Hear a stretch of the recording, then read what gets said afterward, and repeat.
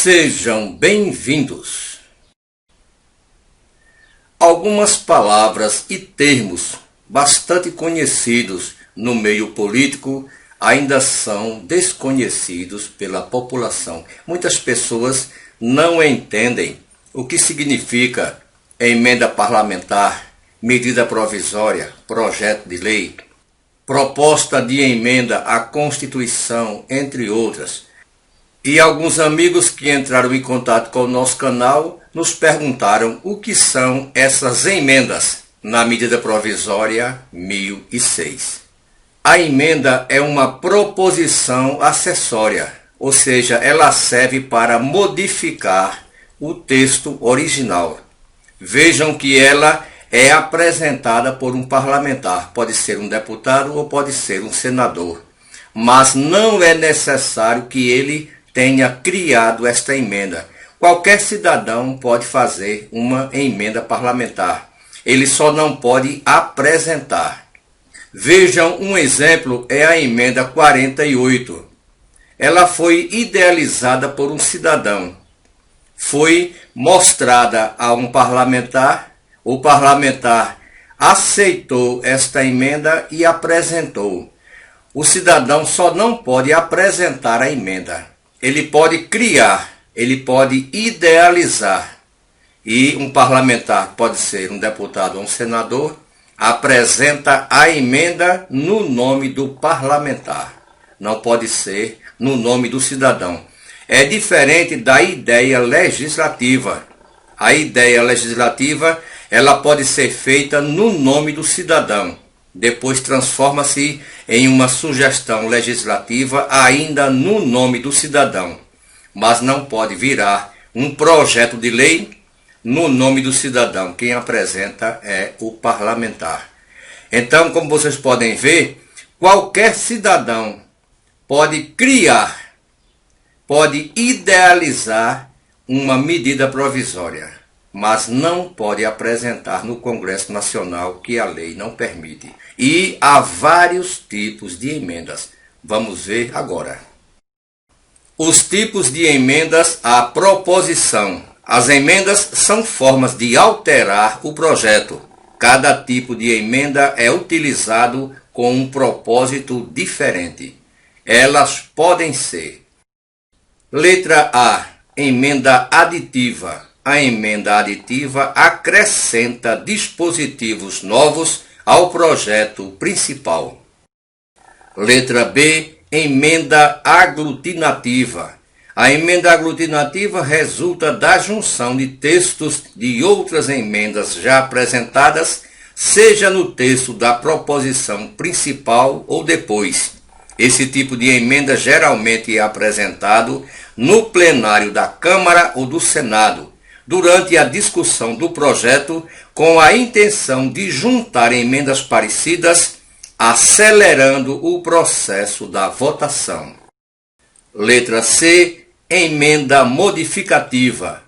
É a emenda que altera a redação da proposição sem alterar seu conteúdo.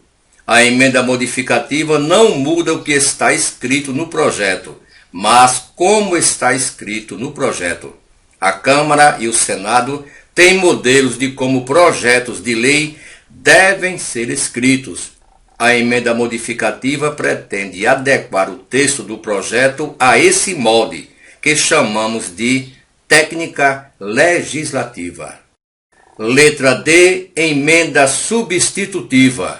Esse tipo de emenda parlamentar substitui parte da proposição principal. Caso ela mude uma parte significativa da proposição, o novo texto é chamado de substitutivo. Quando o relator elabora seu parecer, ele tem que se manifestar sobre todas as emendas que foram apresentadas ao projeto. Caso ele queira propor muitas alterações ao texto da proposição original, o jeito mais simples é apresentar um substitutivo. O substitutivo nada mais é do que um projeto alternativo. No Senado Federal, sempre que um substitutivo é aprovado, deve ocorrer uma segunda votação do projeto, que chamamos de turno suplementar. Letra E, emenda supressiva. Como o próprio nome sugere, a emenda supressiva suprime, ou seja, retira alguma parte da proposição. E, finalmente, letra F, subemenda.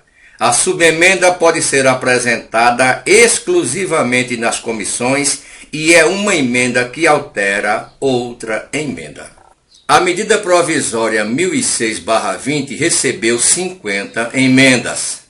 Uma dessas emendas, a de número 18, é do senador Everton Rocha. Ele quer retirar todo o texto, ele quer suprimir, ou seja, que não valha nada desta emenda 1006/20. Como sabemos, o senador Everton Rocha foi um dos senadores contrários à aprovação da margem dos 5% no Senado Federal. Ele deixou bem claro por conta do superendividamento dos aposentados e pensionistas. Agora ele entrou com a emenda supressiva número 18 e retira todo o texto, ou seja, que a medida provisória 1006 não tenha validade, que seja retirado, que seja suprimida. Já o senador Paulo Paim apresentou a emenda número 1, uma emenda aditiva. Nesta emenda ele solicita a suspensão dos pagamentos dos empréstimos consignados para todos, aposentados, pensionistas, funcionalismo público, todos seriam beneficiados com a emenda aditiva número 1 do senador Paulo Paim, do PT do Rio Grande do Sul. Então esperamos que com este vídeo tenhamos tirado muitas dúvidas. De uns tempos para cá, a população começou a ouvir mais essas palavras, esses termos que são bastante usados no meio político, mas ainda são desconhecidos pela população. É muito bom isso, este engajamento da população, porque fica sabendo como funciona o Congresso Nacional, como as leis são feitas, quem são os responsáveis pela aprovação, pela rejeição, até onde o cidadão pode interferir nas leis.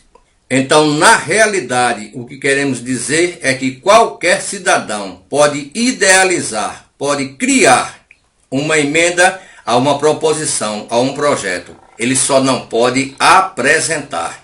Ele cria, ele idealiza, se ele tiver o apoio de um parlamentar, de um deputado, de um senador, para apresentar no nome desse parlamentar, isto é legal. Hoje é terça-feira, dia 13 de outubro de 2020. Muito obrigado a todos.